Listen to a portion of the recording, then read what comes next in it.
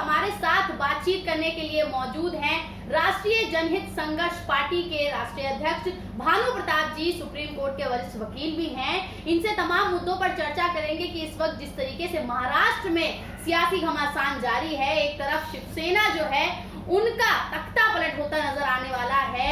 Party में कई जो पार्टी के विधायक हैं उन्होंने दल बदल करना शुरू कर दिया है और काफी ज्यादा जो देखा जा रहा है न्यूज चैनल पे बड़ी बड़ी हेडलाइन खबरें जो हैं सिर्फ इसी पे चल रहे हैं कि शिवसेना जो है अब गिरने वाली है महाराष्ट्र।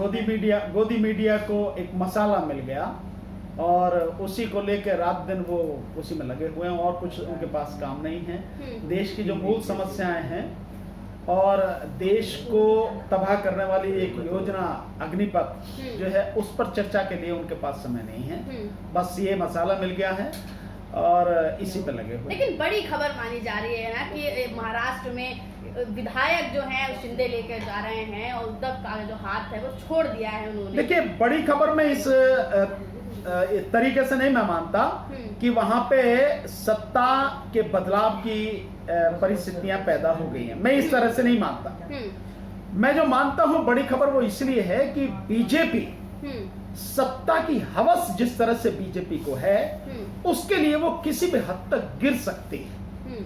यही एक जो आपको दिख रहा है यहाँ पे महाराष्ट्र में उसी का एक नंगा नाच दिख रहा है।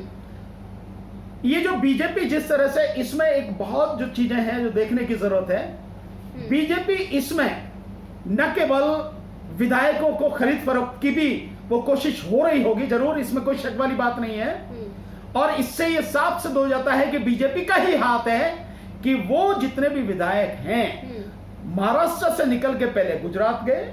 गुजरात पुलिस ने उनको पूरी तरह से सुरक्षा दी। जिस होटल में थे उसे किले में तब्दील कर दिया गया। उसके बाद उनको पूरी सुरक्षा के साथ में गुवाहाटी असम ले जाया गया जहां पे बीजेपी की सरकार है। तो ये सारे के सारे नेता जो हैं वहीं क्यों जा रहे हैं जहां बीजेपी की सरकार, उन्हीं राज्यों में क्यों जा रहे हैं और सरकार की तरफ से इतनी प्रोटेक्शन क्यों मिल रही है। भाजपा की जो राज्य सरकारें हैं, चाहे असम की हो चाहे गुजरात की, इन लोगों को इतनी प्रोटेक्शन क्यों मिल रही है। इससे साफ है कि इस खेल के पीछे बीजेपी की सत्ता की हवस है और बीजेपी ही इस खेल के पीछे है। तो सत्ता दूसरी और जो एक जो बड़ी बात है जिसको बहुत लोग नहीं समझ पा रहे हैं लेकिन कई लोग इसको समझ रहे हैं लगातार कि इसके लिए जिस तरह से विधायकों के पीछे या यूं कहें कि कुछ मंत्रियों के पीछे जिस तरह से ईडी को लगाया गया है, एनफोर्समेंट डायरेक्टरेट को लगाया गया है सत्ता को डिगाने के लिए और अपनी सत्ता बनाने के लिए, एनफोर्समेंट डायरेक्टर का जितना गलत उपयोग, हालांकि उपयोग इनकम टैक्स डिपार्टमेंट का भी होता रहा है, सीबीआई का भी होता रहा है और ईडी का जो उपयोग जिस तरह से किया जा रहा है ये अपने आप में बहुत ही खतरनाक स्थिति है। सो इस खेल के पीछे इस शिवसेना और जो महा विकास अघाड़ी की जो ये सरकार है, शिवसेना, कांग्रेस और एनसीपी की, इसको गिराने के लिए जिस तरह से बीजेपी एक घटिया राजनीतिक स्तर पर उतरी हुई है, ये बड़े दुख की बात। लेकिन आप कह रहे हैं राजनीतिक स्तर पे, घटिया राजनीतिक स्तर पे उतरी है, सत्ता की हवस है, तो एक बीजेपी पार्टी है, उधर 3 का गठबंधन है, कमजोर हो गए हैं 3 बीजेपी के आगे, तो कहीं ना कहीं सत्ता में तो उनको ही आना नहीं, होगा। बात कमजोर होने की नहीं है, अभी तक कुछ कहा नहीं जा सकता। जैसा आप कह रहे हैं इस पल जब आप और हम बात कर रहे हैं अभी कुछ कहा नहीं जा सकता क्योंकि खबरें कई तरह की आ रही हैं और खबरों में चेंज उस तरह से भी है। जैसे कल उद्धव ठाकरे जी ने जो कहा कि भाई अगर कोई भी शिव सैनिक आके कहता है मेरे से तो मैं पद भी छोड़ दूंगा और शिवसेना के जो अध्यक्ष का पद है मैं वो भी छोड़ दूंगा। अगर कोई कहता है, कोई आके कहे तो सही।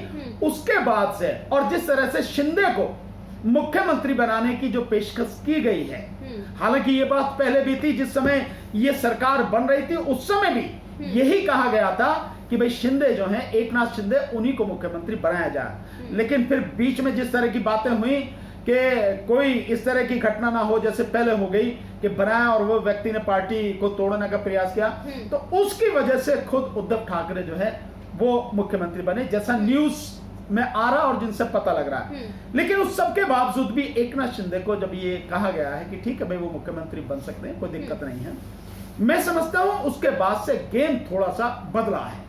अभी क्या होगा, फाइनल क्या स्थिति बैठेगी हम नहीं कह सकते, लेकिन ये एक बड़ी वो है कि इस देश में नेता जिस तरह से बिक रहे हैं, चाहे 1 पैसे में बिको, 1 रुपए में बिको, 1 करोड़ में बिको, 100 करोड़ में बिको, है तो बिकने ही वाला वो।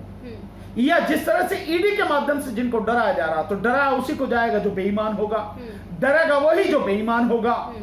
ये जो सारी चीजें हैं ये देश की राजनीति के लिए बड़ी घातक है कि देश की राजनीति में चाहे इस पार्टी के नेता हो चाहे इस पार्टी के नेता हो, सारे के सारे इस तरह से हैं कि जनता के सुख दुख से, जनता के भले बुरे से उन्हें कुछ लेना देना नहीं है, सिर्फ वो सत्ता में कैसे बने रहे, ताकत उनके हाथ में कैसे आए, इसी के लिए इधर से उधर पलटी मारते रहे। लेकिन साफ तौर पर खबरों में यही दिखाया जा रहा है कि 37 विधायक शिंदे के पाले में हैं और इनके पास 20 विधायक हैं, तो पलड़ा तो शिंदे का ही भारी है, तो सरकार तो गिर ही सकती है। साफ तौर पर खबरों में यही चल रहा है कि अब शिवसेना का पत्ता वहां से साफ होने वाला है। देखिए ये तो मतलब लोग अपना अपना अनुमान लगाते हैं। एक खबर तो आज ये भी है कि 20 जो विधायक हैं, जो एकनाथ शिंदे के पास 20 विधायक हैं, वो 20 विधायक जितने भी उनके पास विधायक हैं उनमें से 20 विधायक शिवसेना में वापस आ रहे हैं। एक खबर ये भी चल रही है।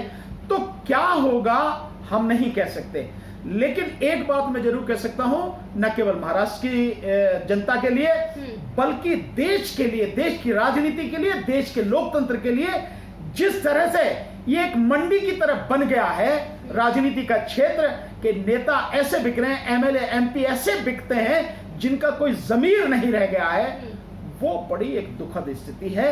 लोगों को, देश की जनता को इसके विषय में जरूर सोचना पड़ेगा कि कम से कम विधानसभा और संसद में ऐसे विधायक और सांसद जाए जिनका ईमान जिंदा हो, जो बिके नहीं, जो डरे नहीं, जो दबे नहीं, जो बेईमानी करे नहीं। अन्यथा फिर आप किसी को भेज दिए, किसी भी पार्टी का हो, कोई फर्क उससे नहीं पड़ता है। जनता को कुछ मिलने वाला नहीं, जनता की तबाही तबाही। अच्छा, एक खबरें और चल रही है, ट्विटर पे लगातार चल रहा है कि जिस तरीके से कांग्रेस ने 1998 में शरद पवार को जगह दी थी, लेकिन उन्होंने एनसीपी पार्टी बना ली, इस तरीके से शिंदे ने भी उन पर उन्हीं का खेल खेल दिया है। वो तो आप कुछ भी अनुमान लगाते रहे, कुछ भी कहते, राजनीति में कुछ भी हो सकता है, कुछ भी हो रहा है, इसकी तो कोई बात ही नहीं है। लेकिन ये खेल जो है, इसका मेरा जो मकसद है वो ये कहने का है कि देश की जो जनता है, प्रदेश की जो जनता है, उसके लिए सब बहुत ही हानिकारक है, बहुत दुखद है, क्योंकि आखिर में इन नेताओं का कुछ नहीं बिगड़ेगा। ये विधायक इधर से इधर चले जाएं, इधर से इधर चले जाएं, यूं की यूं सरकार बची रहे, सरकार चली जाए, कुछ फर्क इन पर नहीं पड़ेगा। जो भी फर्क पड़ेगा वो महाराष्ट्र की जनता पर पड़ेगा, देश की राजनीति पर, देश की जनता पर फर्क पड़ेगा। अच्छा सर, ये भी बात उठ रही है, तमाम जगहों पर देखने को मिल रहा है कि कहा जा रहा है कि जो विधायक पार्टी बदल लेते हैं सरकार गिराने में, सत्ता गिराने में, उनको आगे चुनाव ही न लड़ने दिया जाए। नहीं, देखिए, चुनाव न लड़ने दिया जाए इस विषय में तो कोई नियम वगैरह तो है नहीं। मैं समझता हूँ इस विषय में तो जनता जो है उसी को सबक सिखाना पड़ेगा, लेकिन जनता के हाथ में अब रहा नहीं कुछ भी, क्योंकि चुनाव जो हो रहे हैं वो ईवीएम से हो रहे हैं। तो जनता बेचारी अपनी इच्छा भी व्यक्त करे तो भी जनता की इच्छा का, जनता की आवाज का, जनता के मत का कोई अर्थ है नहीं, क्योंकि ईवीएम के माध्यम से भाजपा सरकार जो है अपने लोगों को जिता कर सरकार बना लेती है। तो इससे कोई फर्क नहीं पड़ा। हालांकि मैं ये मानता हूं कि इसका आखिर में जो इलाज निकालेगी वो जनता ही निकालेगी, नेता ये मानने वाले नहीं है। ये जितने भी राजनीतिज्ञ हैं ये सिर्फ अपने स्वार्थ के लिए काम करते हैं। वो जब से बनते हैं और जब तक सत्ता में रहते हैं ये सिर्फ और सिर्फ अपने विषय में सोचते हैं, जनता से इनका कोई लेना देना नहीं। तो इनका हल जनता को ही निकालना पड़ेगा। आखिर में जो भी कुछ घटता है, ये यूं कहें कि जो भी कुछ दुखद होना होता है वो जनता के साथ ही होता है, बर्बाद जनता ही होती है। लेकिन आपने कहा कि बीजेपी का इसमें हाथ नजर आया, लेकिन बीजेपी ने जहां जहां हाथ डाला है सरकार गिराने में, सच तो साबित हुई है, हासिल तो हुआ है। उसके पास पैसा है, उसके पास, मैंने आपको बताया ना कि इनकम नहीं लगती आपको भारतीय जनता पार्टी? नहीं, भारतीय जनता पार्टी में ईमान, जिसमें देखिए जिस पार्टी में ईमान नहीं है उसमें मजबूती में मानता ही नहीं कि कोई मजबूती होगी। मजबूती सिर्फ ये है कि आज सत्ता पूरी तरह से उनके हाथ में है, सब कुछ उनके हाथ में है, जितने भी सरकार के विभाग है सब उनकी गुलामी कर रहे हैं, कोर्ट तक भी उनके फेवर में खड़ी नजर आती है। ये जो सारी चीजें हैं, तो और पैसे की कोई उनके पास कमी नहीं, अंधाधुंध पैसा लूटा है देश का, और उसी पैसे का इस्तेमाल सरकार को बनाने और गिराने में और इसमें सब में कर रहे हैं। और ये जिस तरह की सारी चीजें हो रही है उसी पैसे के दम पर तो हो रही है। तो उनके पास पैसा है, उनके पास सरकारी ताकत है, विभाग उनकी गुलामी कर रहे हैं, लोग उनकी गुलामी कर रहे हैं, जिसके दम पर ये सब कुछ हो रहा है। अच्छा, क्या लग रहा है सर, क्योंकि ये भी कहा जा रहा है कि एक तरफ अग्निपथ योजना लाई गई है, जब विरोध इतना बढ़ता नजर आया है तो बीजेपी ने ये मास्टर स्ट्रोक खेल दिया है। नहीं, वो तो ये बात तो हमेशा से करती है कि कोई एक समस्या जब इतनी जबरदस्त हो जाए, विरोध होने लगे, तो कुछ ना कुछ ऐसा लाओ जिसके कि जो मामला सारा डाइवर्ट हो जाए। लेकिन जहां तक अग्निपथ की बात है, ये योजना सरकार को वापस लेनी पड़ेगी। अग्निपथ के विरोध में देश की जनता खड़ी हो चुकी है, देश का नौजवान खड़ा हो चुका है, देश के जो सामाजिक कार्यकर्ता हैं, किसान हैं, वो सब कुछ खड़े हो चुके हैं। लेकिन अग्निपथ की अगर बात करें, आपने कर दी है, तो अग्निपथ को लेकर भी कहा जा रहा है कि देश के फायदे के लिए प्रधानमंत्री मोदी ने चुप्पी तोड़ते हुए भी कहा था कि भाई जब अच्छी योजनाएं आती हैं तो राजनीति में फंस जाती है, दुर्भाग्य है देश का। एक अनपढ़ आदमी, दिक्कत यह है कि देश का अनपढ़ प्रधानमंत्री कोई भी योजना लेकर आए उसको देश हित में बताता है। जो आदमी जिसको किसी तरह की कोई जानकारी नहीं है, जो आदमी केवल छल कपट के माध्यम से ईवीएम में बेईमानी कराकर केवल सरकार में बने रहना चाहते हैं, वो आदमी देश की भलाई की बात कर रहा है। तो देश के हित में ये किसी हालत में नहीं है ये योजना। ये देश के नौजवानों का अपमान है, देश की सेना को कमजोर करके इस देश की सुरक्षा के साथ में खिलवाड़ है।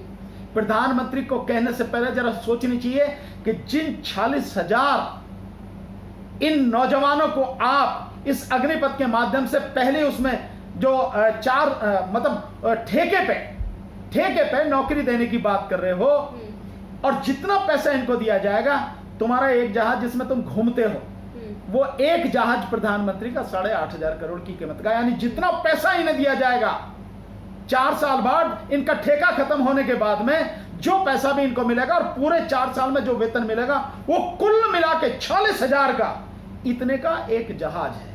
तो प्रधानमंत्री को कहने से पहले 1000 बार सोचना चाहिए। लेकिन जिस प्रधानमंत्री की नैतिकता ही मर चुकी हो पूरी तरह से, वो देश हित में क्या सोचेगा, नौजवानों के भलाई के लिए क्या सोचेगा। लेकिन तीनों प्रमुख जो हैं वो तो इससे सहमत हैं, और तीनों प्रमुखों की मान्यता रखी जाएगी। मैं ये मानता हूं कि जो तीनों प्रमुख आकर इस बात को डिफेंड कर रहे हैं, ये बहुत दुखद है। उन्हें ऐसा नहीं करना चाहिए था, पर मैं यही मान सकता हूं कि अगर उन्होंने किया तो वो तो सरकार के मतलब एक तरह से नौकर की तरह काम कर रहे हैं। तो भाई सरकार का जो आदेश है उसका उन्होंने पालन किया, उन्हें करना नहीं समझ सकता है कोई नहीं, उनसे ज्यादा ऐसा नहीं है, वो ही समझ सकते हैं। देश में सब लोग समझ सकते हैं, आप भी समझ सकते हो, मैं भी समझ सकता हूं, नौजवान समझ रहे हैं। इसमें समझने की क्या बात है, जब भूतपूर्व सैनिक कह रहे हैं कि एक सैनिक को ट्रेंड करने में 10,000 घंटे लगते हैं, मतलब तकरीबन 4 साल में एक व्यक्ति ट्रेंड होता है सेना के लिए, और आप 4 साल में उसे निकाल के बाहर कर दे रहे हो, 4 साल के ठेके पर उसे ले रहे हो, मतलब सेना भी ठेके पर होती है।